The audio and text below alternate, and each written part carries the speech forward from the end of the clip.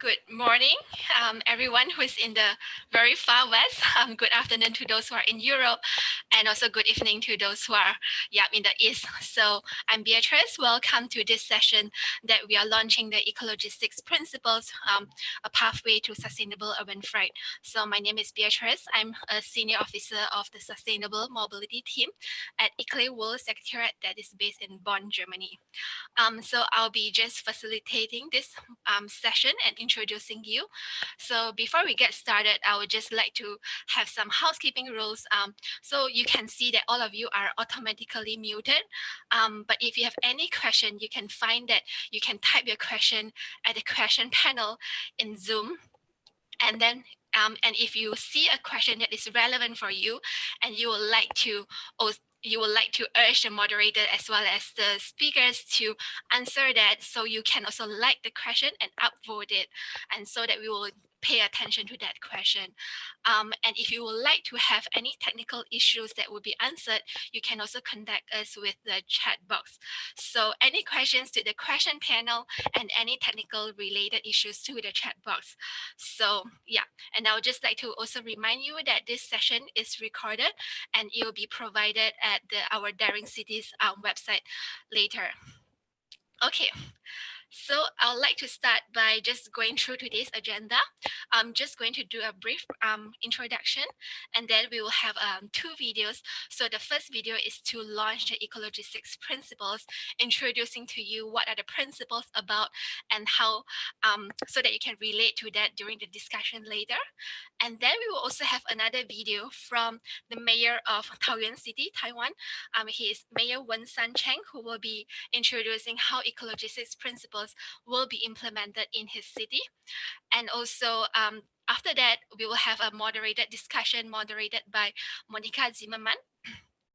And then we will have also representative from the States and also from India, and we'll have a Q&A session and a closing remark. So I'd like to introduce briefly our panelists. So thank you. We have three panelists as well as one moderator, who is Monica Zimmerman. She's a sustainable mobility expert who was also our ECLA's Deputy Secretary General. And then we have Nicole, who is an associate from the Business for Sustainable Responsibility, who is based in San Francisco, USA. And we also have Art Pierce, who is our long-term partner in ECLA. He is the policy planning and project manager of Portland City. He'll be introducing how his city is working on EcoLogistics or sustainable urban logistics. And we also have Mr. Jyotilal, who is the principal secretary of the state of Kerala, India, and he'll be introducing how his state, how EcoLogistics is like, how is it like in his state. And yeah, so he will be introducing that. And so just to set the scene, so why are we having this session? Why EcoLogistics? We can see that 25% of traffic in European cities are freight, but they occupy about 40% of road space, and 25% of transport emissions come from freight, and 30 to 50% comes from 30 to 50% of the transport-related air pollutants come also from freight. Although freight is so important for economic development in cities, they also have different types of impacts to the cities, which is why we need to think of it in a sustainable way. At ECLA, we have coined the term EcoLogistics, which promotes transportation of goods by giving priority to health, safety, low emission, and people-centered urban development. And it also encourages circular and regional economies while limiting the impact of freight transport. I think these are the terms that is really important, and we will be listening to more of those later. So today, we are launching the EcoLogistics principles, which is the low emission urban freight for sustainable cities. So in these principles, we have 8 principles, and we will be introducing these principles to you through a video. And after that, we can discuss about it later.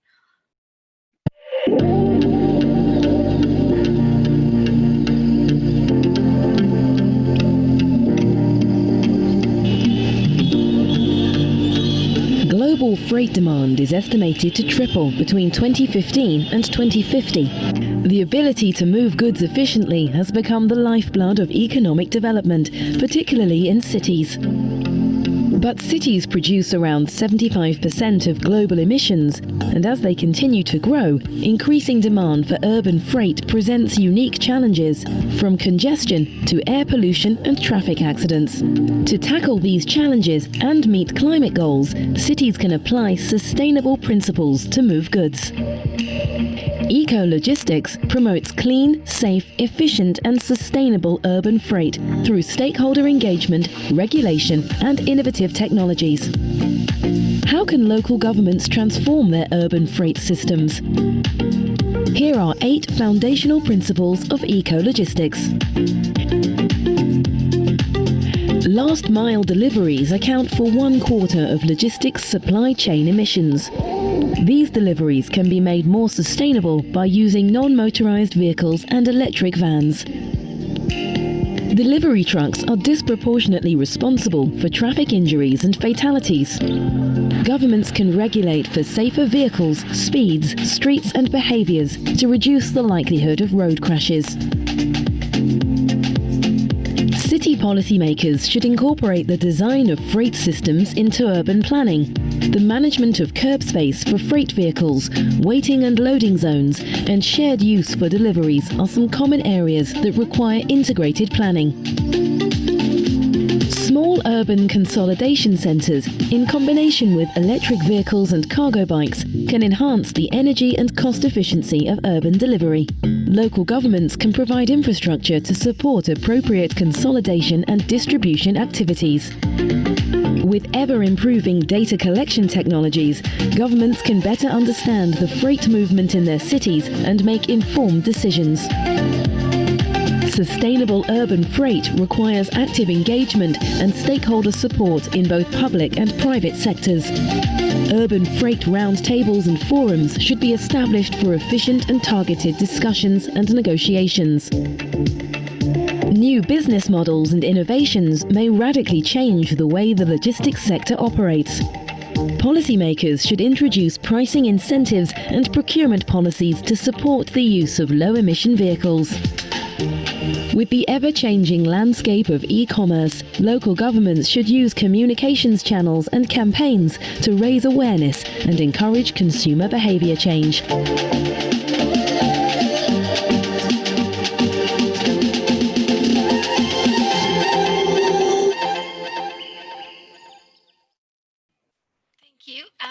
Right now we will have the second video. This video is also done by Taoyuan City, who is the chair of the EcoLogistics community, which is a project that we also have, which is the first global network for cities who are working on urban logistics. So right now we'll just present to you the second video.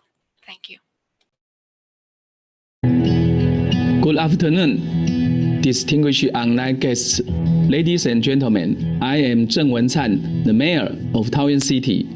本人很荣幸以生态物流社群主席的身份，与 EcoLi 共同发表永续城市低排放货运的生态物流8大原则。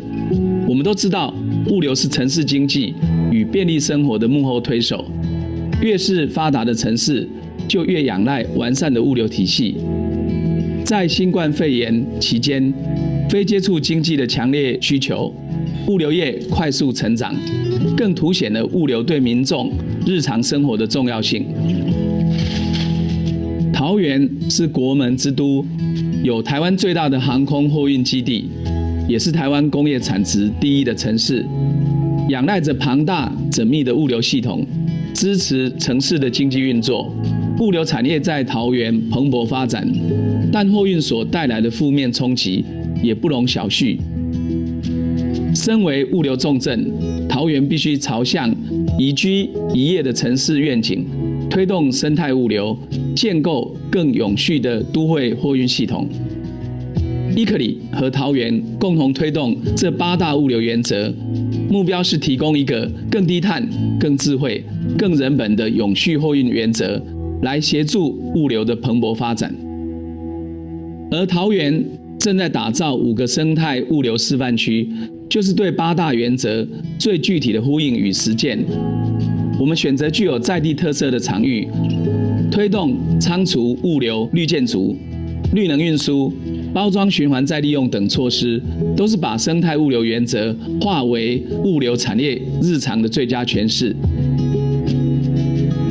桃园会持续落实生态物流的8大原则，我们也邀请全球的城市一起来参与，为永续城市而努力，期待大家的参与，谢谢。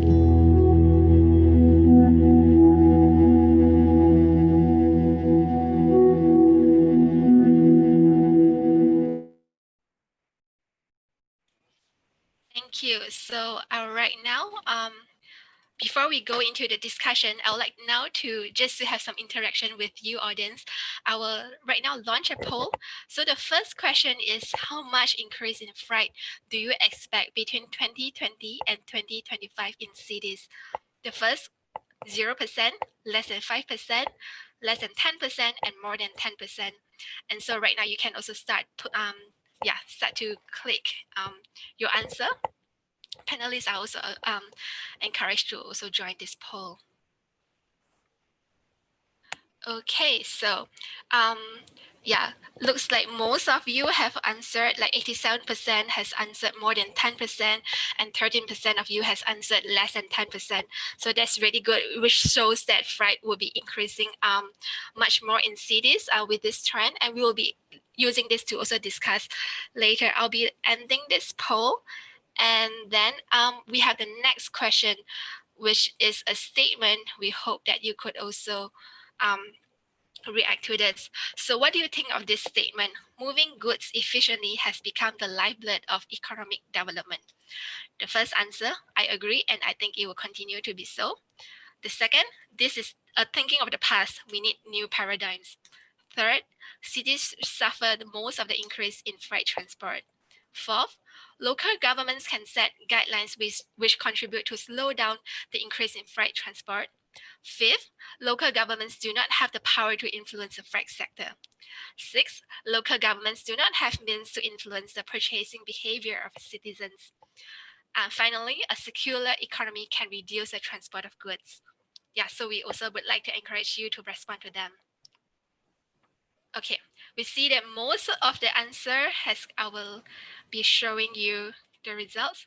Most of you has answered, I agree, and think that it will continue to be so. 50% of you have answered that.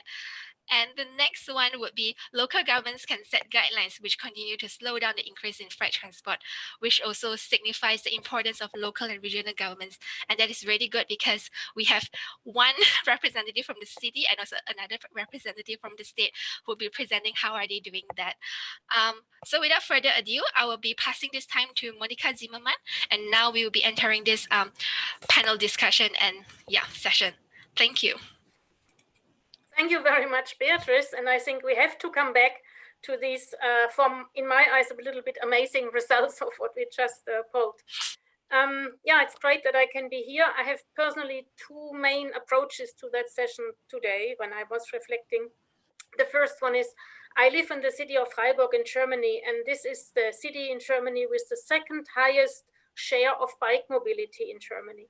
But sadly, it is also in a way number one or in the top number of cities with deadly accidents of cyclists with lorries, and they're growing numbers. So the most sustainable behavior in a way that I can have in urban mobility is also getting more and more dangerous due to the growing amount of lorries. And the second completely different approach is that in the former role, which you have mentioned, Beatrice, when I worked in the EcoLogistics Secretariat, I had the pleasure to co-design this project, EcoLogistics, and the principles which we are launching today are actually one of the outcomes. So it's great that we can discuss these today. And for that, we have a distinguished panel. And you have kindly introduced our three panelists already, Beatrice, so I will not use many more words, but would encourage Nico de Golia to start, because you have prepared a little introduction in addition to what Beatrice already told us about the relevance of this topic and why we have to deal with it. Nico, please, you go ahead. Absolutely. Here, let me share my screen with you all. All right. You should be able to see my screen, everyone. So hi, good morning, good afternoon, good evening. My name is Nico de Golia. I'm with BSR. We'll talk a little bit about that momentarily. But first, I wanted to just cover why are we here?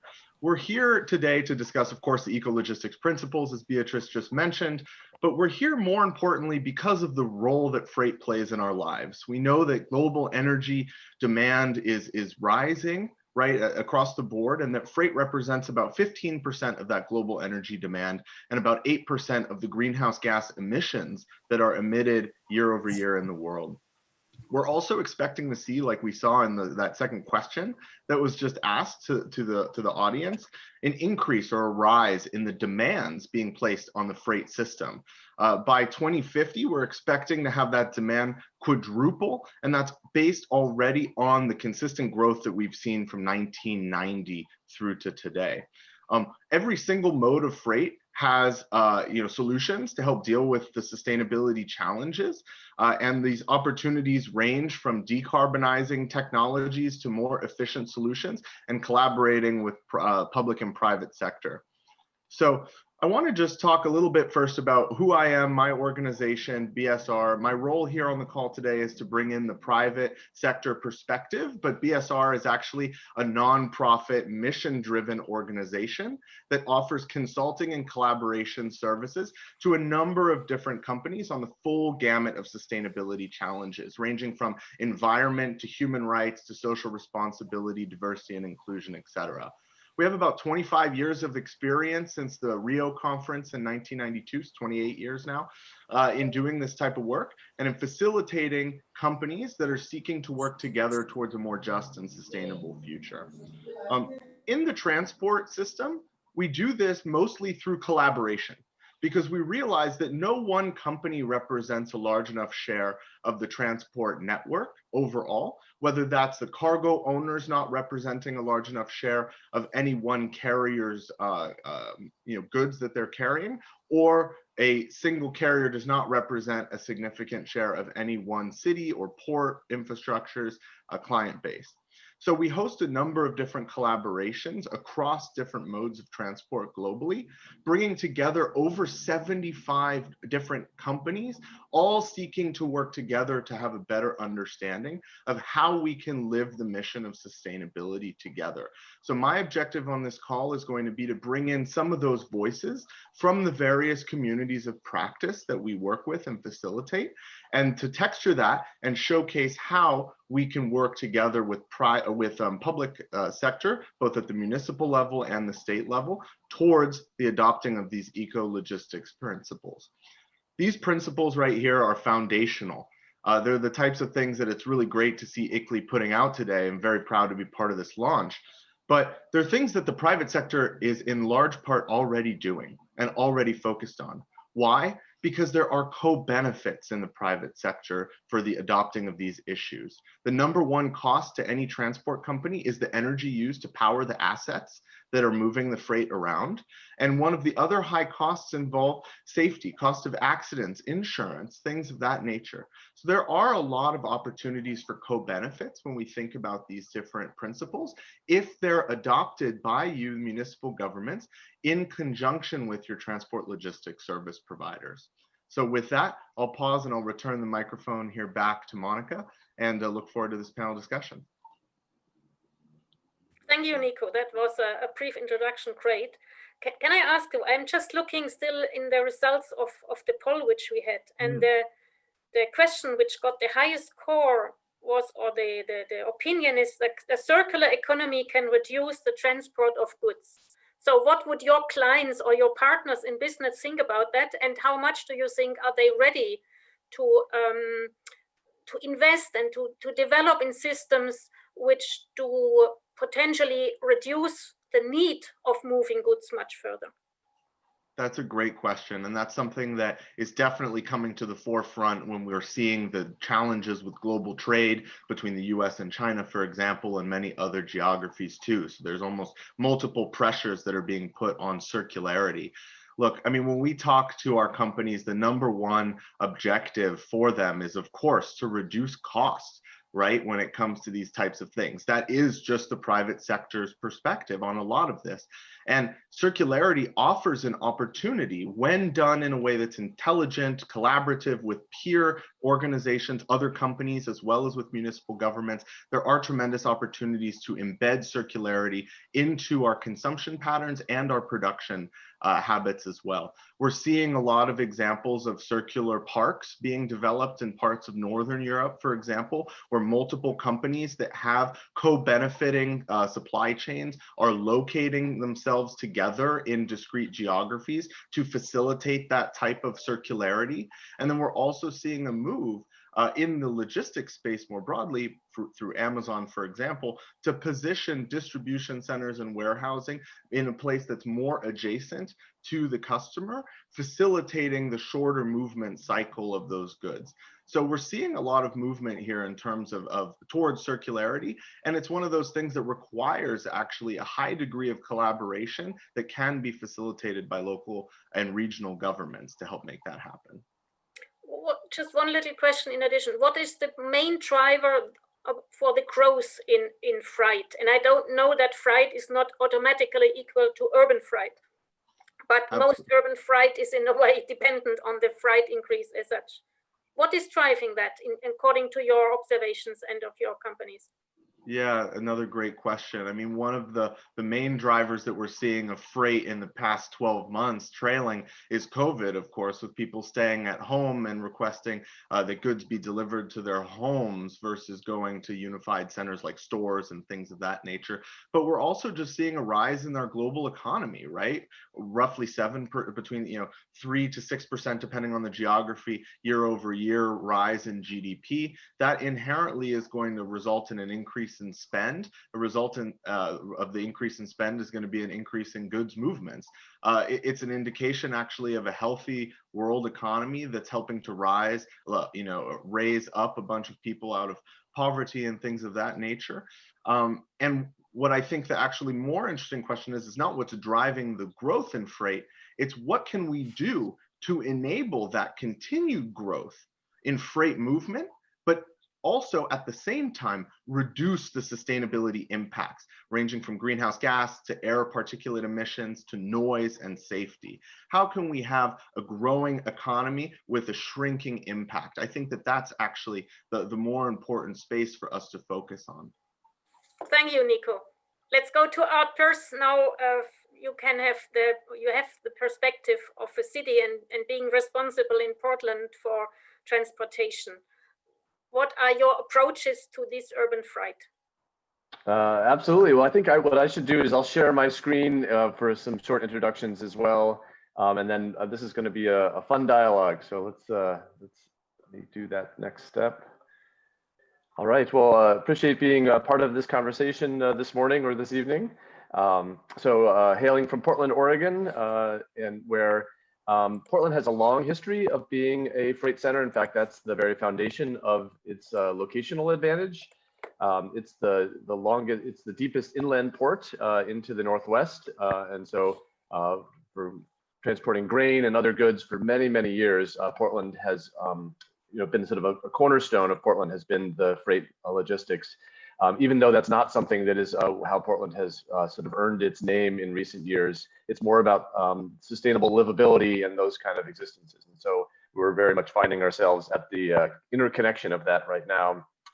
Here's just a quick illustration of the types of goods coming through Portland, a lot of them through rail, but also a lot coming through truck from the as far east as Montana and eastern states as well.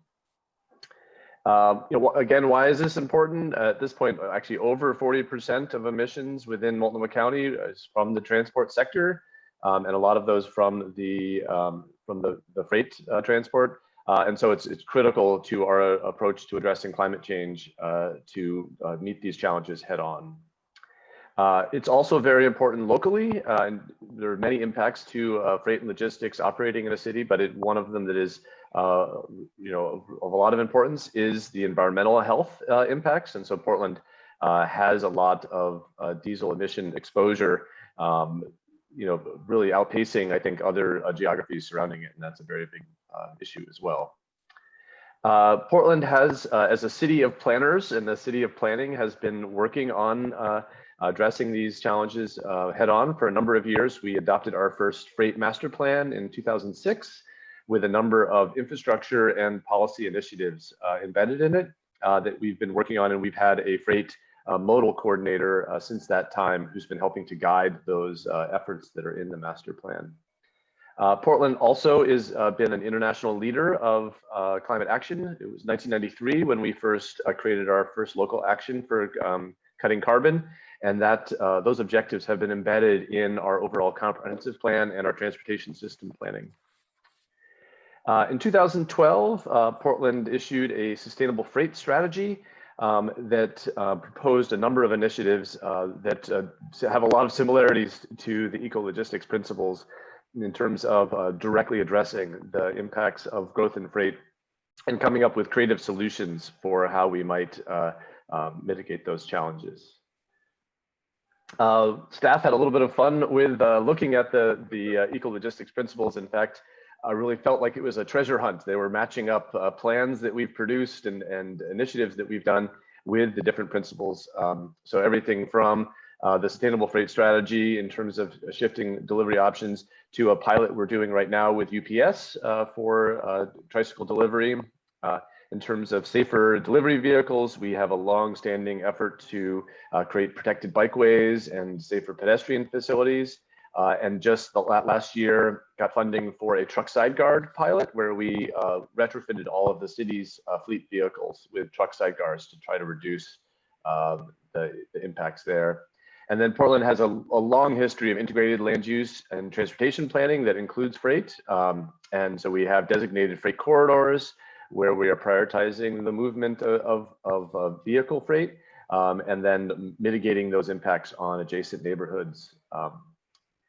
In terms of the principles 4 and 5, we have a whole district called the Central East Side Industrial District that is very proximate to downtown, that has been protected as an industrial sanctuary for a number of years. And included there is an urban consolidation center called The Red, run by EcoTrust, that Beeline is housed out of, that where they're delivering mostly farm goods to adjacent restaurants, nearby restaurants.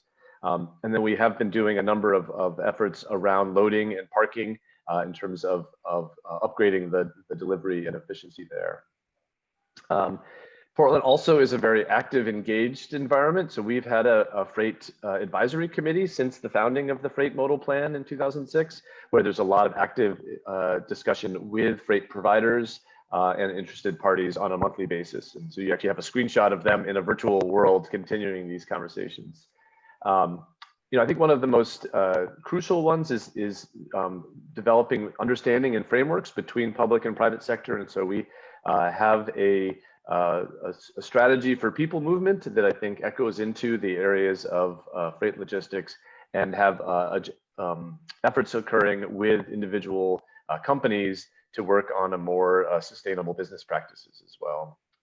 And then just very recently, we issued a e-commerce emerging logistics research report that we're happy to share with the participants in this call that is helping looking at the forward trends and what kind of strategies might be possible.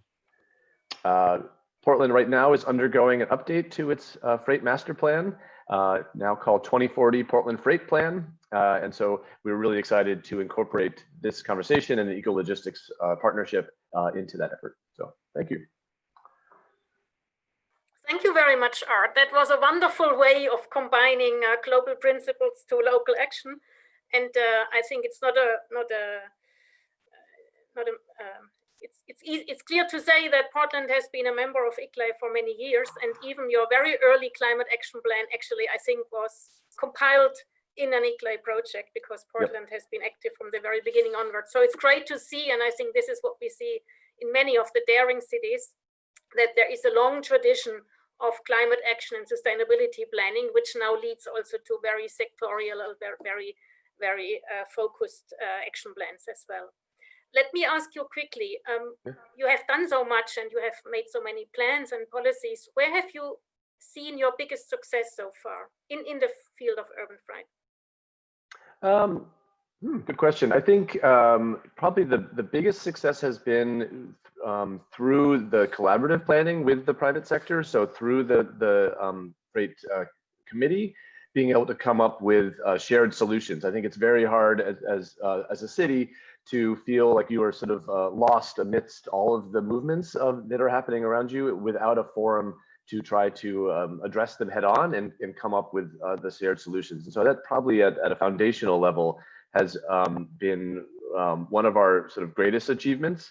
It continues to be a challenge. Some of the very large companies have been less open to being in deep collaboration, I think in part because they're benefiting from not needing to have that direct engagement as much. And so I think that's a continued challenge, I guess, turning it back into the challenging space where we need to come up with deeper channels of collaboration with the companies that Nico highlighted to see if we can develop some more solutions together.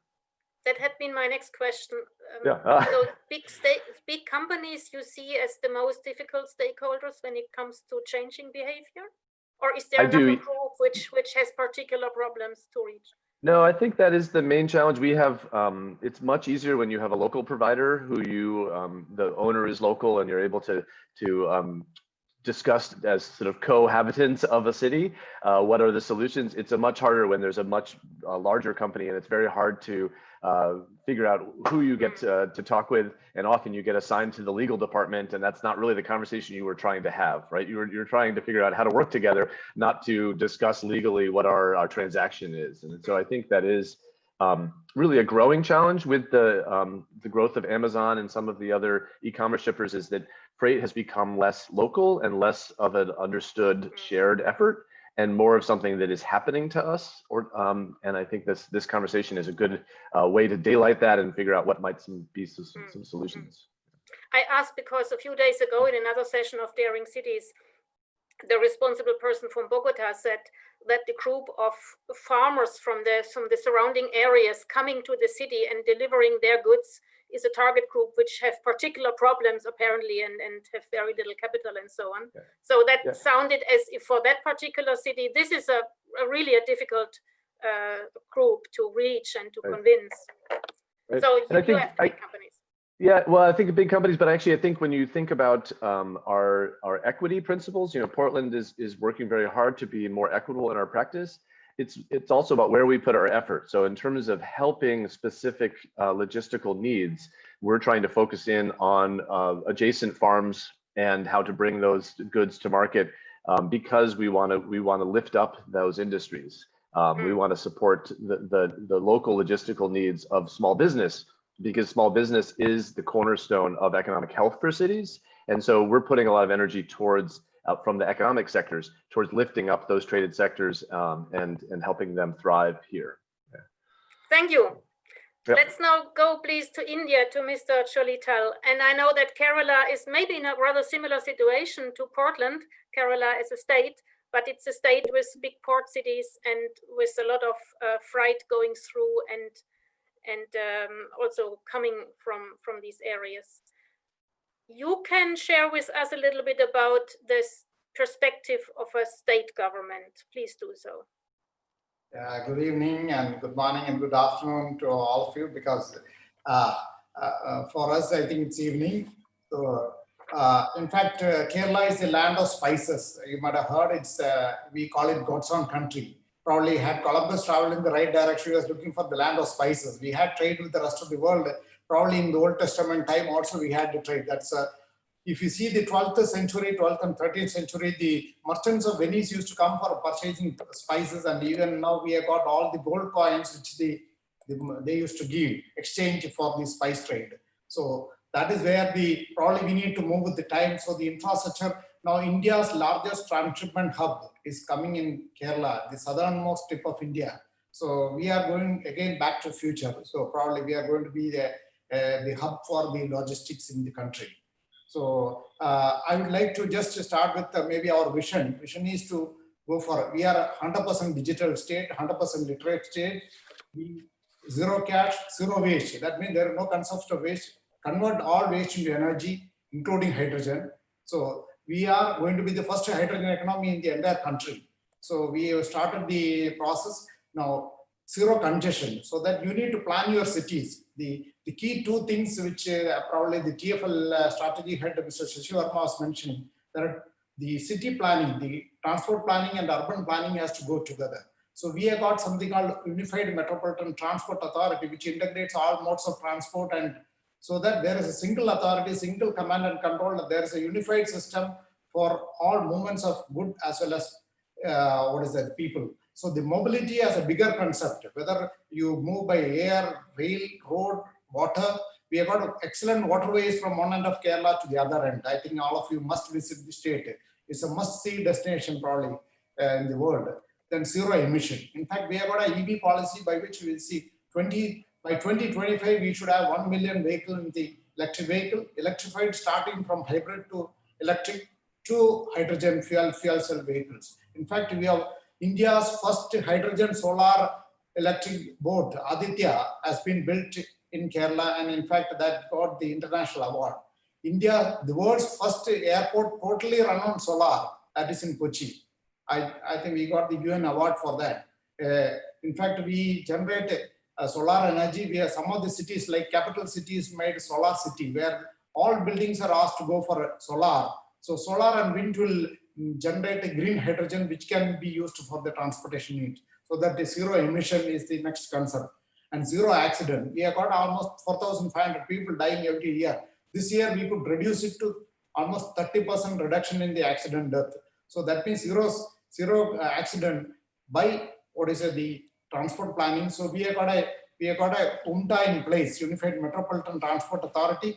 In fact, across the state, we are bringing the high-speed trains, which will operate as a RoRo service in the night when the passenger movement is less, so that the goods movement across the state will be only through that. Inter-district movement will be only through rail, and that too zero carbon emission, either electric or hydrogen trains. So we are working on it. It's a $10 billion project, and RoRo services, roll on, roll off, so that you can, between the port and the other connected cities, you can transport the trucks through the RoRo service. With this only thing, I'm not able to see the presentation. I will just tell which slide to show. Probably I think we can just start the presentation with the first slide on the road and the rail network. We are, I think you can see from the maybe top of India, Kanyakumari up to Kasaragod. That's it's a long stretch of this thing. We have got 8 national highways. We have got rail network which covers the entire state. Next slide. The air connectivity. We have got 4 international airports. Can you imagine a small state having 4 international? And we are going for the 5th international airport also. And we have got sizable Keralites across the globe. Probably there is no place on earth where we don't have our presence. Probably the India's all your space mission is also handled by scientists from this state, including all the chief of ISROs.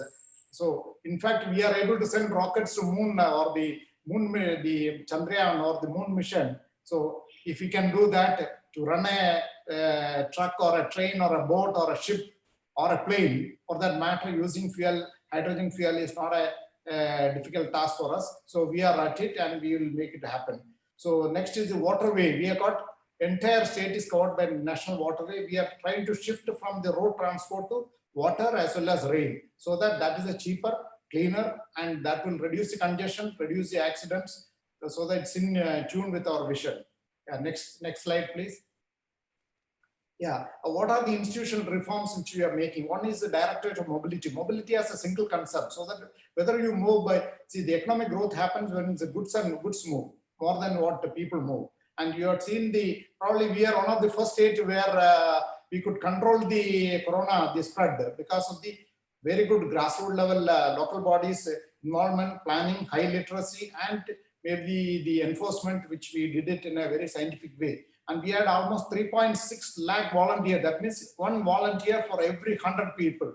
I don't think anywhere in the world you will get. So the voluntary force, the medical force, all of them work together. So what we are planning is a Directorate of Mobility as a single concept, so that all modes of transport is integrated and there is a strong ITMS system in place, so that there's a single window and there is one you can bring standardize the the goods movement can be containerized as well as you can bring in standards. So that seamless integration is much possible. We have got UMTA, I have already said, is put in place for Cochin city, and all the 3 cities, Trivandrum, Cochin and Calicut will have UMTAs, the Metropolitan Transport Authority which will do. Then we are putting logistics part so that the rail, road, the port, airport, as well as the water transport, the goods movement can be, along the corridor, we have put up, we will be putting logistics parts where you will have the both of the space, warehousing, everything can be done at one place. So that you have 1 more minute, Mr. Cholita. Just concluding, the cost of logistics need to be brought down so that we are competitive. So that is our concept. In fact, we have engaged BCG and other consultants who will be designing those cities. We are planning self-contained cities across the state, which will make it happen. So last slide is a multimodal integration, which I already mentioned about that. RoRo services, this also I have covered, how the hazardous goods can be transported by the waterways as well as by sea. We have got 3 major ports which are coming up across the state, which can be used for both whether it is export of energy, export of hydrogen to other green hydrogen to the rest of the world, or for import of goods. So that in a nutshell, this is what probably I will answer more things in the question Q&A session. I think our vision, we are at it, and I am sure that with UMTA as well as the high-speed network and integrating road with rail with water transport and the other modes of transport will make it happen. Thank you. Thank you very much. Very impressive presentation about the amount of freight going through your state in various means. So let me quickly ask, when you look at the principles which we have presented today, which of those do you think resonates most when you speak to colleagues which carry responsibilities in cities in Kerala? Is it more the argument of safety, of emissions, of climate, or how do you start to talk to them? Yeah, we talk to them. One is the death. You need to reduce the road accident death. That is, safety is first and foremost. Second is reducing the congestion. In fact, we are introducing congestion fee as part of the UMTA, so that you reduce congestion. Then it's economically viable for both of them if you shift to alternate modes.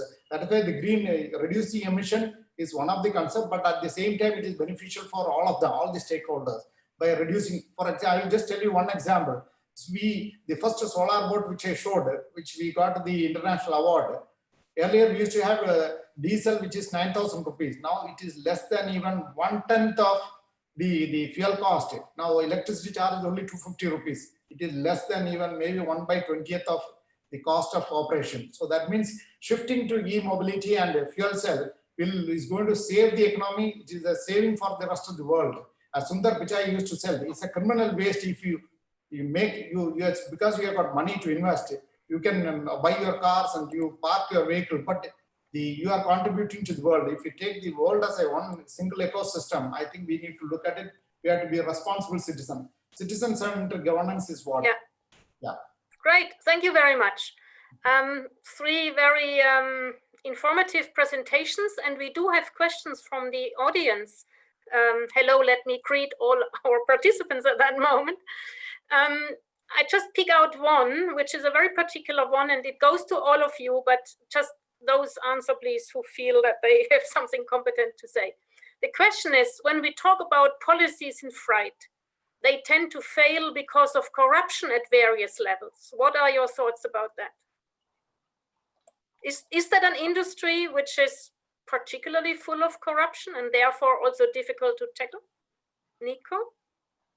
Yeah, I can answer that from the private sector perspective. Corruption is a huge cost of doing business for a lot of our large transport service providers across all modes. And in fact, at BSR, Business for Social Responsibility, our largest freight collaboration is the Maritime Anti-Corruption Network that works with both private and public sector actors to reduce the instances of corruption in the maritime cargo value chain. Look, I mean, no company wants to incur additional costs, especially ones that go against codes of ethics and operating charters and things of that nature. So I do think that this is a problem that can be alleviated through coordinated private sector action done in conjunction with the public sector to make sure that we're implementing good policies and enforcing those policies in a way that is uniform.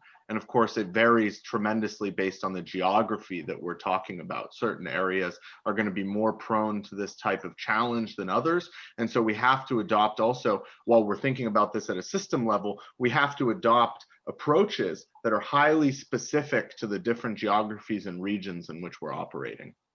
Maybe a second opinion of Art. Does this exist in Portland as well? How do you deal with it? You know, I think I'm less familiar with the sort of international corruption. I think the main question is around, you know, whether companies are able to perform socially responsibly as an enterprise, and so I think that's a continued challenge to have companies understand that they are consuming a shared commodity of mobility in a local region, and need to be seeing it that way rather than something where they're trying to skirt the rules and get away with as much as they can. Thank you. Let's pick out a second question, which is about the fragmentation of the freight industry and a related lack of comparable data which are available to local governments. And the question is, how do you think one can address this need of more data, and how can this then help us in better planning and planning sensibly? Maybe Art, you start, and maybe second, Mr. Cholital would answer. Yeah, I think data is essential. There are some consumable data sources that we have started to purchase to better understand how freight logistics are occurring. And I think in particular, I've attempted a couple conversations to get to GPS data from Federal Express and other large shippers, and so far they have not been open to providing that information. I think that's, they're of course suspecting my motivation. If you had this data, what could you then do better? I think we would much better understand, in particular, where there are routes that are a high commodity use. We can change signal timing. We can adjust the flow of traffic. There are things that we can do because commodity movement is a priority. Actually, it's a higher priority over individual vehicle movement for personal mobility for us.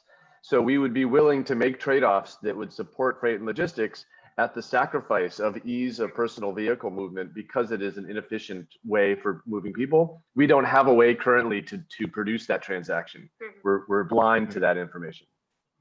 Mr. Cholital, what could you do better if you had more data available? Yeah, in fact, we are one of the states which use it. I said that we are 100% digital. In that sense, all the truck movements, we have put GPS so that we know each truck where it is going. Actually, the data is the key, from data to information to knowledge to wisdom. So that's the transformation. I think data is the key, and data management, and we have put an open data is policy so that the data is shared between various agencies. That's why I was telling the coordination doesn't happen. It's integration. That's why the UMTA, Unified Metropolitan Transport Authority, what we planned, like a Singapore LK, is for data sharing by various agencies so that there is a synergy. You are able to bring in efficiency. Yeah, corruption, as you said, basically it happened because of inefficiency as well as pollution of the mind.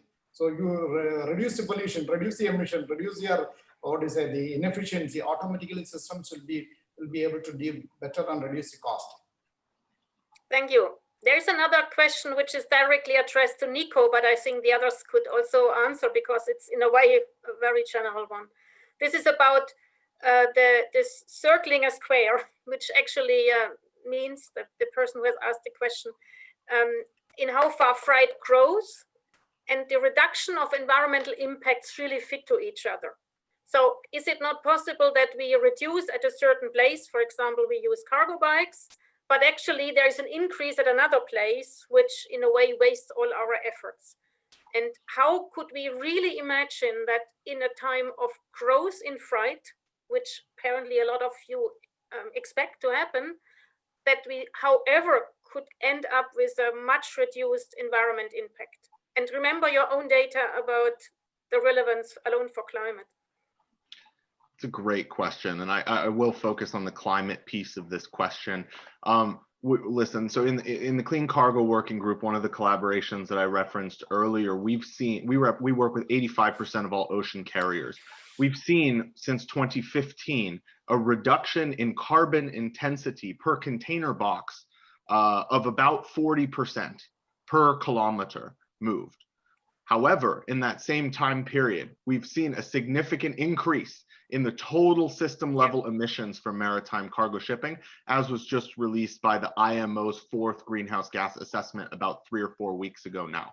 So we are seeing a decrease in intensity, but an increase in absolute emissions. And of course, I think everybody on this call knows that the carbon budget is fixed at the global level, right? So we require transformative change.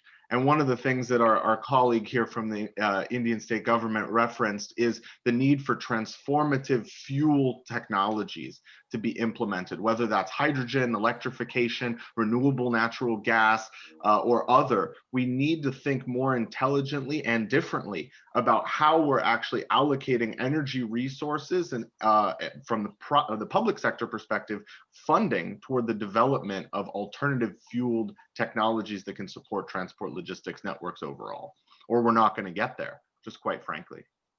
So your answer is, let's go to other technologies and we can solve the problem. And technologies here would be other fuels.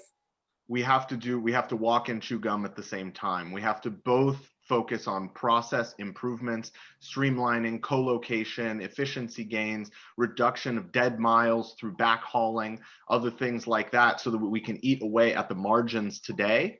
And then we need to look 10, 20 years from now and think how we can even further transform the system tomorrow. And what makes you confident that this would work in the future? Also in the past, it is just as you said, we have certain gains, but we lose them immediately because the overall amount of movements is increasing.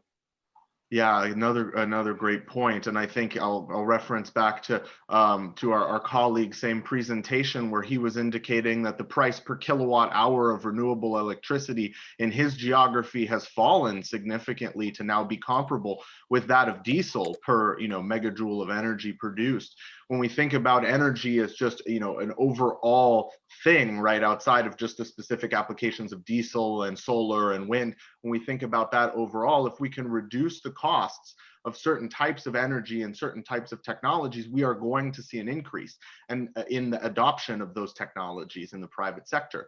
This is something that actually California has demonstrated quite strongly just 2 weeks ago with Governor Gavin Newsom's announcement for no more internal combustion vehicles in the light duty sector are allowed to be sold in the state of California by 2035, heavy duty sector by 2045. These are very clear signals from the regional government here that we need to focus on promoting these types of technologies and reducing the cost through good policy. Business wants to reduce that cost, right? Because like I said, cost motivation is one of the primary drivers for an organization. So if we can present a technology that has an environmental benefit while also reducing the cost of operating, we're going to see adoption of that type of a technology. And we have options out there for all modes of freight. Yeah. Okay, Art, I would ask you another question, and if you wish, you could later also add to that one. This question refers to the growing e-commerce sector, particularly now in the COVID period. And the question is about, are you aware, or might you have even your own town, examples of successful measures to minimize the impact of e-commerce? And my feeling is that this question goes beyond freight issues only. It might have to do also with inner city development, how we can maintain shops and so on. So in another way, is the growing freight in the urban area also an enemy of other values what we have in our cities? Yeah, I think this is a real challenge. I think we currently associate e-commerce with goods traveling a long distance. I don't believe it needs to be that way.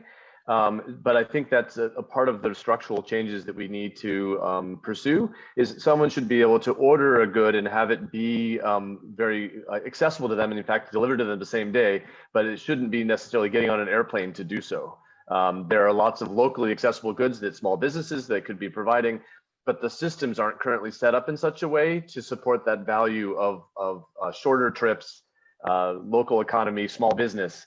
in the way that we want it to be. For instance, free shipping should only occur when it is coming from a local geography. It should not be something that is subsidized by companies for long geography, inefficient uses, and fuel consumption. But here But probably that's not, you lack instruments as a local government to make that happen. we currently do, and I think that's part of our interest in the 2040 freight strategy and grounding it in such strength of sustainability is to enable us to have the right discourse with our city council and our mayor about what tools might be possible, pricing strategies and other regulatory strategies that we aren't currently deploying, but we think that are quite possible. There's also an equity challenge here, I think, for cities too, right? Because you don't want to say that, if you increase the cost of shipping on certain types of goods over others, you might effectively be having an unintended consequence of making certain types of goods less accessible to certain communities. And that's something that definitely, needs to be looked at as well. But there are other innovative It's a huge solutions. debate. Yeah, no, I think it's a global debate. This is why there's, I think, so much interest in this topic and in this session. This is, facing every city globally right now of what can we do to meet our city goals while continuing to, support the goods needs. Mr. Cholital, what are the impacts of e-commerce which you see in Kerala and in the big cities in Kerala? And is there anything your state government can do something about?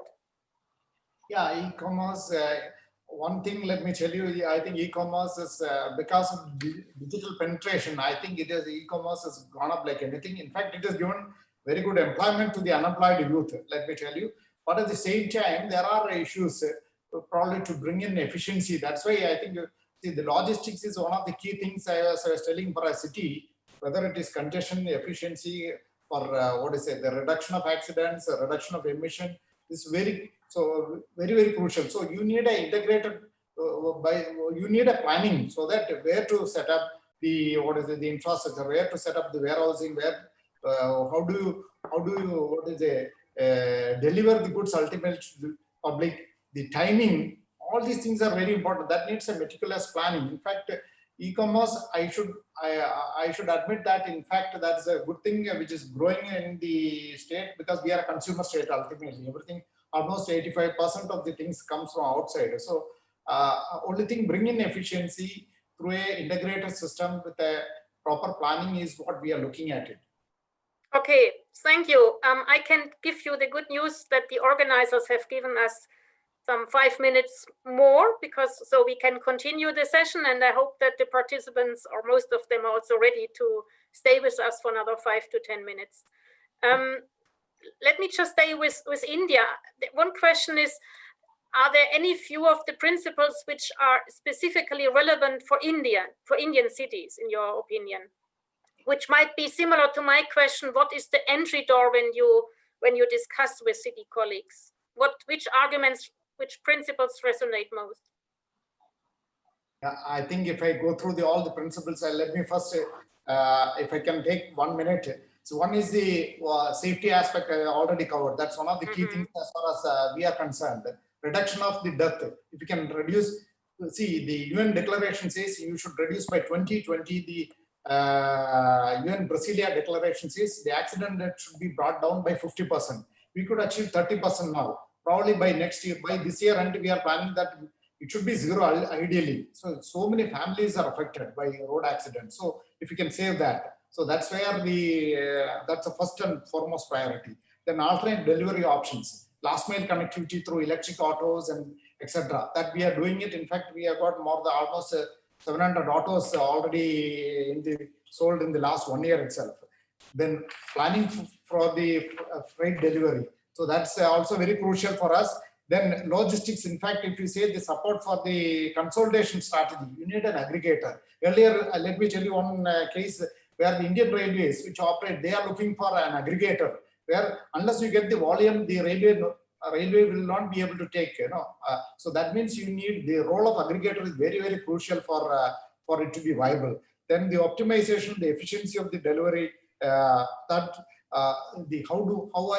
can I use my water transport? If you see so when we were independent, so 85% of the goods movement was through waterway. Can you imagine? So now with the road development and investment going into the road infrastructure, it is all shifted from water transport to road. In fact, people also, even the kings used to travel by the waterways only. So when Lord Mountbatten came last time to our king, maybe it was called Travancore Kingdom, he came by the boat. So imagine, but whether we have gone back or so the integration of rail and the water transport, and that is the cheapest as well as the least polluting. So that the importance of it, and bringing in efficiency through developing that is very crucial for us.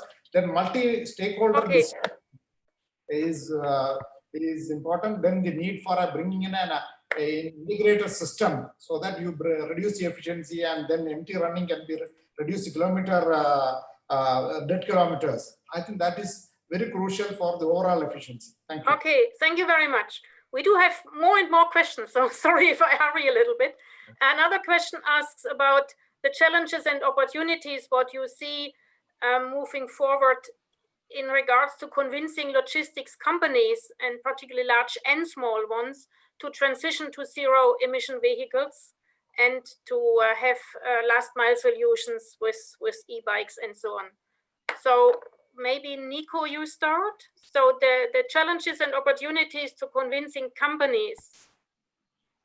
Yeah, so first of all, momentum is a powerful driver, right? And so companies a lot of the time are going to continue to do what they have been doing if it's working for them, if the margins are there, if the policies don't change and things like that. So first, when I think about, about this, it's about how do we change the calculus, the cost benefit calculus for companies to encourage them to take risks and to support them by de-risking certain types of innovative activities like implementing of those types of solutions.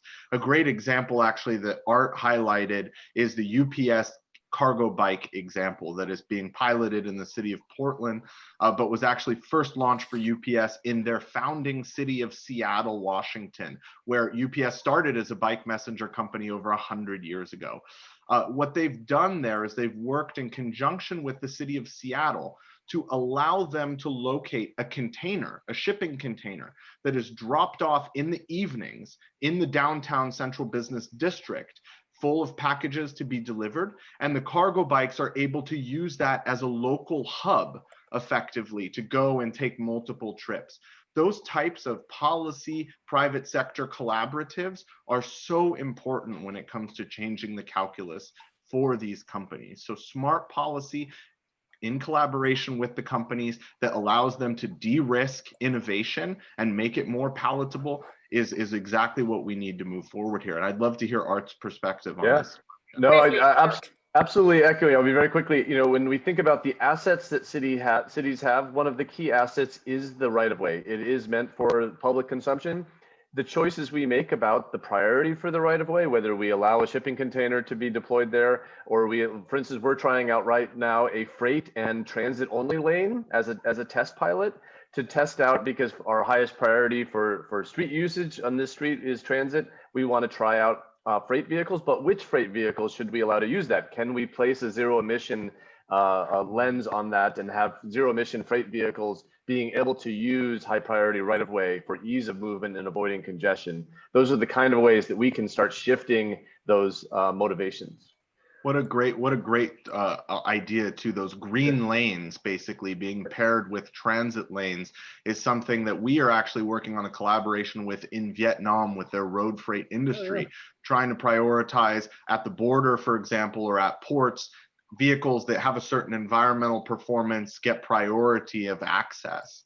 So those types of private public partnerships are the types of things that are necessary to de-risk that innovation and move towards a lower carbon future. Thank you for that last sentence. That leads me to one other question, and I think we can afford 3 more. If any of you would offer a little view into developing country situation, where certainly the challenges are different and the types of companies and how they are organized and how you deal with them is different. So let me phrase the question in a way: what are the opportunities of EcoLogistics principles in developing countries? Who would dare to start? I'll jump in. This is not a world I know super well, but I think that, the foundation of a lot of our conversation today, both the Indian example and Portland, has been around the depth of planning and the depth of explicit value conversation that is occurring. That is, I think, a crucial place to start. If there's not formalized, active conversation between industry and the government sector, you're not going to develop innovation. You're still going to have a continued misunderstanding where you're never going to be explicitly pursuing the same chart. And so I think that is a key place to start, is that shared goal and pursuing that shared goal together. I would take us back to Beatrice's slide that she put up at the very beginning of this whole forum. Why EcoLogistics? It's because of air pollution that kills hundreds of thousands of people prematurely every year from SOx and NOx. It's about noise pollution. It's about traffic safety and congestion. These are the opportunities for entry into countries and geographies, local geographies that are looking to improve the quality of the urban life for their citizens and improve on the health of all of the citizenry. And if you can identify opportunities for those types of co-benefits, then you're going to actually see a more robust uptick in terms of these EcoLogistics principles. And I think that a lot of developing cities and regional geographies have a strong desire to see those realities happen in their area. Thank you. That is certainly a good answer for all of us. One other question, and I'm not so sure if any of you have an answer, is about, are there exclusive laws in place to support goods transportation? Or let me add, are there any laws around the world which which foster and reinforce what we call ecologistics? Do you know about any? Yes. Oh, good. Yes. Go ahead. Yes, there are many laws in place for ecologistics. I'd say one of the maybe biggest ones is what we call the IMO, International Maritime Organization 2020 Directive, which requires all international shipping and even domestic shipping actors over a certain tonnage to use only ultra low or very low sulfur fuel oils in the powering of their ships. The reason for this is because the sulfur emissions from those ships were resulting in, like I just mentioned, hundreds of thousands of premature deaths a year as a result of the particulate air emission coming out of the smokestacks of these ships. There is a law that's an international law that was just implemented January 1, 2020. And we're seeing other types of regulations to that effect too. I mentioned the California directive of no internal combustion engines by 2045. We've also seen a number of municipal geographies in Europe limiting the hours during which heavy-duty vehicles are allowed in the central business district downtown as a way of limiting noise pollution and congestion, traffic fatalities, etc. There are definitely a number of policies that are being enacted globally and hyperlocally to address these challenges identified in the EcoLogistics principles, and opportunities, I should mention, identified in the EcoLogistics principles. Thank you very much. The good news is that we have plenty more of questions, and the bad news is that we cannot allow at the moment to discuss all of them. I just want to mention one area which we are not going to discuss now, but just that the person who gave us this question can share his ideas or her ideas with you.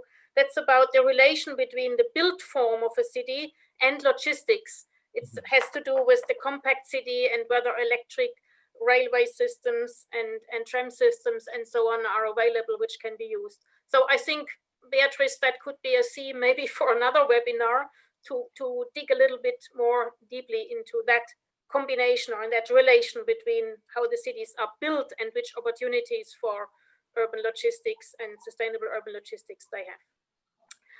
Actually, my last question goes to Beatrice herself, because this is also one of the chat here. What is the way forward for the ecologistics principles? And will be there any detailed guidelines on these lines? Actually, I can propose that Beatrice and Himanshu, who is leading that project, answer together. What next? Thank you for this question. That is a very good question for us as well. So we are hoping to promote this to more cities so that they can adopt this locally as well, not just talking about it, but also implementing it through pilot projects, which is why we are starting this with Taoyuan City by adopting these principles in the demonstration projects that they have, ranging from warehousing to last mile logistics to stakeholder collaboration. So this is how we are moving forward, and also as it develops, as we get more partners to also to endorse and also to recognize this, we also hope to have more best practices that will be collated so that we can share to more cities as well, because freight is such an overlooked area in many cities, and we want to promote this to start right as they plan for sustainable urban logistics. Yeah. Thank you. Any addition, Himanshu, from your side? Thank you. I think what art has showed us that actually all the principles are manageable, and maybe cities are doing them already, which they are not aware of. We have just kind of put them together to really give a check for all the cities around the world. So, I mean, I would really encourage all the cities to really see them. And if there are existing ones, then develop more on top of that. So that's the one thing which we can also look into for other cities, and maybe reach out to more cities in the world. So all participants, please also share your experiences and your stories and your examples with the team. So I think we are at the end. Thank you very much to all the panelists, of course, also to the ICLAI team for the preparation and for your wonderful work. This thanks is officially also given on behalf of the participants, because some of them have asked me in the chat explicitly to do so. It was a great and lively discussion. Thank you. And I would like to end with encouraging all of you, download the principles, read them, disseminate them, and of course also apply them. And I propose that at the very end, we all together now formally launch the principles, because this today is the official launch of these, and our session was the moment to make this obvious. Thank you very much. And the principles are launched.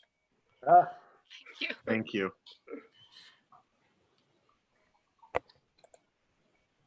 Right. Great.